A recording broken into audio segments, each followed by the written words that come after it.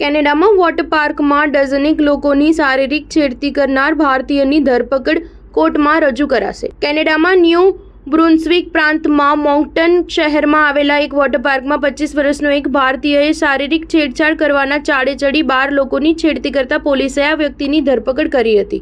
Nova સ્કોટિયાના હેલિફેસ ખાતે વસતા આ ભારતીયની રોયલ કેનેડિયન માઉન્ટેડ પોલીસ દ્વારા 7 જુલાઈએ ધરપકડ કરવામાં આવી હતી। આ ભારતીયને હાલ કસ્ટડીમાં છોડી મૂકવામાં આવ્યો છે, પણ 24 ઓક્ટોબરે તેને મોન્કટન પ્રોવિન્શિયલ કોર્ટમાં આગળની કાર્યવાહી માટે હાજર કરવામાં આવશે। પોલીસે આ વ્યક્તિની ઓળખ છતી કરી નથી, પણ તેની ધરપકડનો વિડીયો ઇન્ટરનેટ પર સોશિયલ મીડિયામાં વાયરલ થઈ ગયો હતો। પોલીસ દ્વારા જારી કરવામાં આવેલા નિવેદનમાં 7 જુલાઈએ આ ઘટના સ્થળે રહેલા લોકોને જો તેઓ જાતીય છેડતીનો ભોગ બન્યા હોય તો આગળ આવી ફરિયાદ કરવા જણાવવામાં આવ્યું છે। આ યુવક દ્વારા કરવામાં આવેલી જાતીય છેડછાડનો ભોગ બનેલી એક સગીર વયની કિશોરીની માતાએ આ વ્યક્તિનો ફોટો ફેસબુક પર મૂક્યો હતો અને અન્ય માતા પિતાઓને આ માણસના વર્તન સામે સાવધ રહેવાની ચેતવણી આપી હતી। આ મહિલાએ જણાવ્યું હતું કે તે અન્ય ભારતીય લોકોના જૂથ સાથે હતો। પોલીસના જણાવ્યા અનુસાર આ માણસ વોટર પાર્કમાં ફરતો હતો અને જે હાથે ચડે તેની શારીરિક છેડતી કરતો હતો। આ વ્યક્તિએ તેમની